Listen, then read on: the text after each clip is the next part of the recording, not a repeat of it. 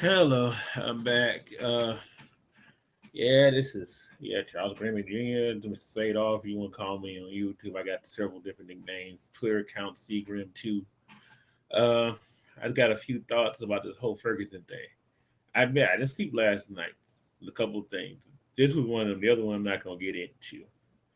A little more personal, but watched it. And actually, this is probably the first time I watched CNN in probably a long time. I just sit there and I flip back to the local news. I'm here in Detroit, Michigan, and just watching this whole thing go down. To me in my mind, it's like this is what my parents and grandparents talked about there in the '60s. I'm just like, and I'm thinking like this is an old rerun film. Maybe a little better color and has some HDTV. That's what your first thought goes. Do you watch this stuff? You heard about the news for months and weeks on end. This might actually go down. But the process of just saying, wow, to see it live and in person. And I'll be honest with you, I've seen situations close to this in a Minnesota microcosm. I'm actually not that far from a place called Dearborn, Michigan, where they had a guy got choked up at the mall, killed by a security guard. And there was some racial overtones with that. And I remember I just had to be curious. So I literally just drove by the mall just to see what the scene looked like. And I kid you not, there was actually sniper police on the roof. I forgot. This was probably about 2000, somewhere between 2000 and 2004.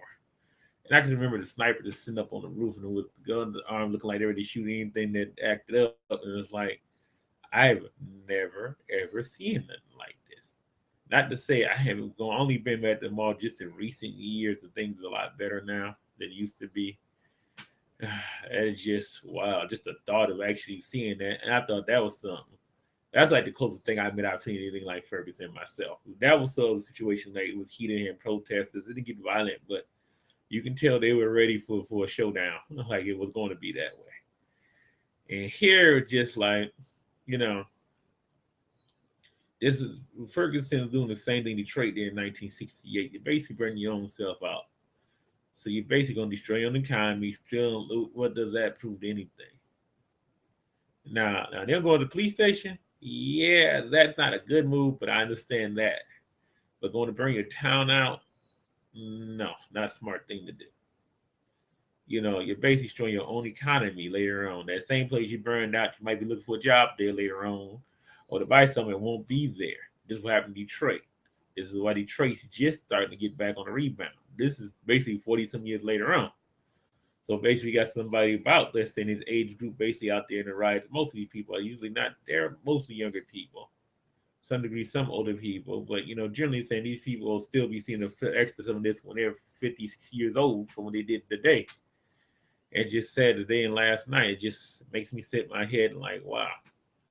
But I understand the anger. I mean, look, it being a black male myself, me and the police, yeah, we've had our run-ins. Gee, I can tell you stories. I'm with people, and yet I admit during my 20s and in my 30s, I was a bit. If I knew I was wrong, here you go. Here goes driver's license, insurance, boom. Here you go, write ticket. Now, if I think you out the wrong, I may go along, but if I really you're really wrong, I'm gonna say more than a few things. I've had some words. Yes, I've called cops racist. Yes, I have. Now, I haven't done this most in the most recent. Let's say last situation I came up with this maybe about 6 years ago. The last situation I had any type of serious run in like that. But I'm talking. I'm a guy here. I have no criminal record to speak thereof. Only thing I didn't do a couple of times, I got in some trouble not paying some traffic tickets, but that's been long, long, long cleared. I'm going to record on that right now. But as far as any like, hey, I don't have much as anything else going on. I mean, nothing. So I can sit here and say today, hey, yeah, I've been picked on because I'm black around your neighborhood. I had one time a cop in Livonia, which is about 6 miles west of Detroit, but it stretched out about 12, 13 miles away, about 7 miles stretch of road called 8 Mile Road. Not the part M will live on. That's actually on the east side towards bordering Macomb County and Wayne. This is bordering Wayne and Oakland County. Out towards like Farmington Hills, I-275, Novi area. And the cop basically found me all the way back to Southfield. And they basically say, hey, what's up? You trailed me. I got the car. And judge say, wait a minute, what the heck you follow me for? You ready to trail me for 8 miles or what? Now, if I had a ticket unpaid at the time, but my goodness, you trailed me for like about 8, 9 miles. What were you looking for? I'm out cutting grass. I wasn't doing nothing else. I had a landscape business running there. Watch the whole thing about Michael Brown. Yeah, the cop got a couple punches in, but you shot and unload your doggone whole gun. Now, I don't know how the grand jury did not find at least culpable enough to stand on trial, but I promise you this much: that family they won't bring their son back. But I promise you this much: they're about to get paid a whole lot of money. So you got to do ain't gonna help none because now they're gonna be trying to pay their lawsuit off and deal the damages and the overtime to police. And I saying I don't feel the pain or you feel the angry inside about that. Yeah, it's wrong. You can't even if you're in a punch situation. We understand the excessive force is force. Okay, enough to get them off you. Okay, like you have a gun. You shoot them once. Okay, twice, but unload a whole clip. Buddy, we got a problem there. See, I think actually for him, he should have to live unarmed in the middle of a black neighborhood. I think that's even better than him going to jail. Because he really get to understand that we're not all bad people. Or we're not all crazy. And I think there's a lot of things in I actually have a business associate down there, actually lives in Ferguson. Actually I talked to him today about this. He actually brought it up to me and I thought about it. He said, look here. I have white friends and all that. The biggest problem is black on black. The bad this is we don't see people out here protesting about that and screaming and hollering, hey, you know, a black guy killed another black kid, then what? No big deal. But or a black cop, you shoot the black guy, no big deal. Even if you're wrong, it still ain't gonna be. You're not gonna see no protest over that. Or let's say another black kid kills another black kid. Where's the marching about that? I'll be honest with you. These situations do happen with the police, even we know Trayvon Martin. But like the problem is, even he said, I agree with him. It's more the black on black situation. I think we need to address each other a lot better. And I mean, literally, I've tried to do my part. I mean, I mentor teenagers, and I talk to boys, I coach, and I try to do my part. But heck, you got to duplicate about 12 me to keep up with the pace of the problems out here. It's just sad to think that that this still goes on and goes on and on and on and on. And I know there's some people upset about what happened out there. I know this could be the focal point, but that's really the real problem. And with the police, I think also forget racial sensitivity training. I think also police should be in every case, and especially like this, and especially in a town with a racial situation like this, white or whatever, they should be quite a little. In the community they're going to serve, they get to know the people better, and this keeps stuff like this from happening. That's why I didn't like Detroit loosening up their policies with that. And I know there's going to be a higher increase of white police officers here in Detroit, and I'll be honest with you, the cop living in Detroit that's white versus the cop living in Sterling Heights or Redford or Livonia that's dealing with the traffic stop, you know, have some sense of the neighborhood. Say, hey, so and so, the cop, like my associate said earlier about this. Look, we use the police to come give us stuff. We was 10, 11, 12 on. All of a sudden, 13-year-old, we look at it being criminals. There's no community relations.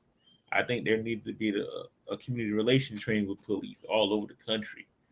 It may not entirely stop all this, but I promise you, we'll have a lot less Fergusons and LA riots and Detroit riot situations going on. It just, it hurts to think about it. Yeah, it does.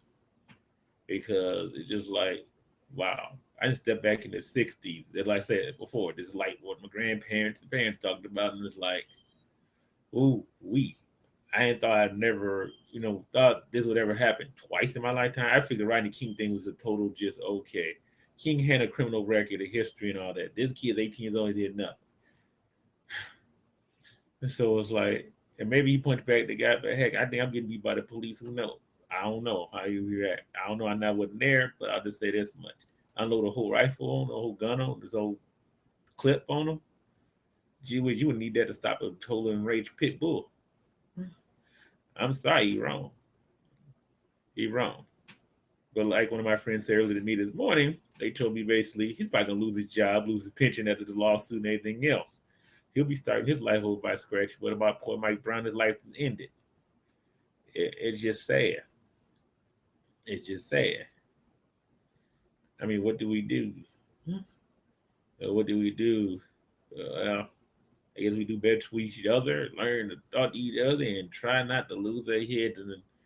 And if you're gonna worry about the real problems, two things: black on black crime, get rid of the drugs community.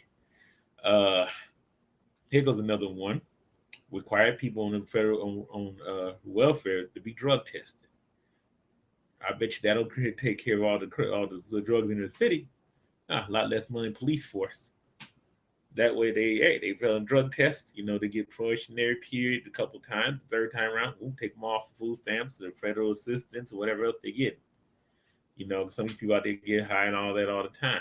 They trade food stamps for money, get weed and crack, marijuana, where else you want to talk about. That's one good solution. Uh, I guess maybe because people, I guess, really don't care about each other anymore either, to a greater extent.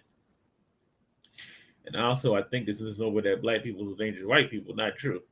Like my associate said in Missouri, he works up here from time to time. Actually, I'm taking over some of his contracting work up here. Actually, probably a lot of it. But he told me basically, hey, look, nobody player from Detroit going out to Robin Hill to cause a rob in somebody's house. Yeah, no, like I told him, you ain't gonna make it out there. If you plan to do that, you probably gonna get stopped halfway out in Southfield. Probably when you cross 8 Mile Road, you might get to Southfield because majority black. Once you get out to Beverly Hills, Berkeley, or what's north getting that direction, West Bloomfield, so you get about 14, 15 Maple, done deal. If they think you up to something, trust, believe me, you will be stopped in your tracks uh, quicker than a roadblock. So this is what we do. This is what we deal with. It's just whatever. It's just sad to think this is what it came down to. Yeah, he was wrong, but why burn your own city down? There's better way to do stuff. Boycott the stores for a couple of weeks. Go travel for the go shop. Yeah, that way they have to cut back taxes, cut back, get some of those cops. Sit down, say, make a forum, and have police sensitive training with the community. That's another thought. Like I say again, get the drug testing people who own systems that calm some of that stuff down too. You don't have these high folks police got to deal with. I'll be fair on both sides of the stick. Uh, also, get a more diversified in Ferguson. Need more diversified police force. You got the equation too far the other way. There's a distrust factor there that goes into it. Yes, you have to have racial quarters police departments in certain situations like that. I guess the next thing is get some people out here. Get everything calm in Ferguson, and yeah, because I'm feeling this won't be last. Anything else happens, boy, it could be a really set off. I already saw, matter of fact, video of people marching in New York. I'm surprised they haven't happened here in Detroit yet. Well, at least New York is peacefully marched. But here goes the thing is, and I know how wrong this is, because the marching in New York was not, majority of these people were not African American or Latino or minorities. And I found that very interesting. Very interesting to see on CNN this morning. Well, I'm not gonna go on and on here. I'll just say this much: we gotta figure out some way to get along law enforcement, white, black people.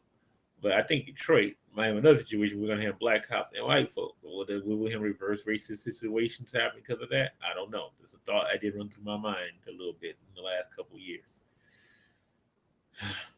Well, like you said, the most dangerous crimes everybody ever done each other within their own race. It's sad to say, but that's true. So Ferguson is the problem. Yes, it's wrong. But let's take a look at the rest of the overall problem. What really is majority of the time is a problem. It's not just black on black, it's white on white. Let's face it, most of the crimes happen within a ratio, and usually within your own family. And that's it. That's my thoughts on Ferguson and a few other little minor, more than, excuse me, major social ills still exist this day and age for years and years and years, and hopefully it will get better. At least I'm doing my part to speak out about it. Thank you very much.